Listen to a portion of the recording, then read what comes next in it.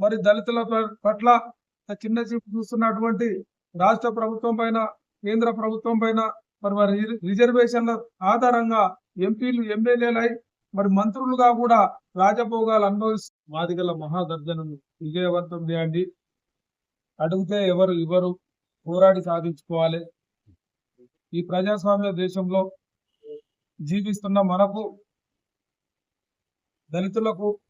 మాదిగలకు డాక్టర్ బాబాసాహెబ్ అంబేద్కర్ గారు ఈ రాజ్యాంగంలో కల్పించిన హక్కుల ప్రకారం మరి రాష్ట్ర ప్రభుత్వాలు కానీ, కేంద్ర ప్రభుత్వాలు కానీ వారి యొక్క వార్షిక సంవత్సరం తీసినటువంటి బడ్జెట్ ను మరి కేటాయించడం లేదు. దాంతో పాటుగా మరి ప్రతి 5 ఏళ్లకు ఒకసారి ఏదో ఒక రూపంలో వచ్చేటువంటి ఎలక్షన్లలో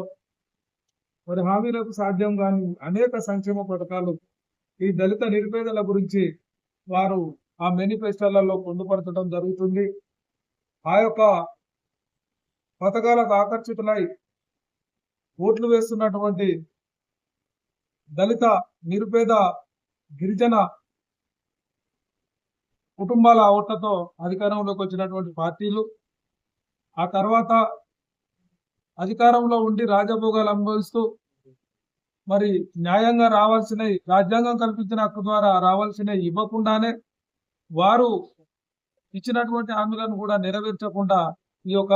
సమాజాన్ని మోసం చేస్తున్నటువంటి పరిస్థితిని ఎండగట్టాల్సిన అవసరం ఉంది. అదేవిధంగా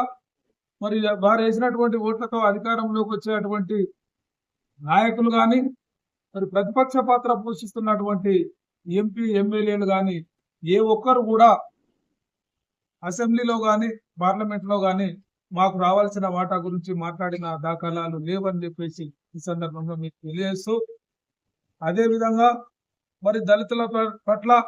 చిన్న చూపు చూస్తున్నటువంటి రాష్ట్ర ప్రభుత్వం పైన, కేంద్ర ప్రభుత్వం పైన మరి రిజర్వేషన్ల ఆధారంగా ఎంపీలు ఎమ్మెల్యేలై మరి మంత్రులుగా కూడా రాజభోగాలు అనుభవిస్తూ ఏనాడు కూడా అసెంబ్లీలో మరి దళితులకు జరిగేటువంటి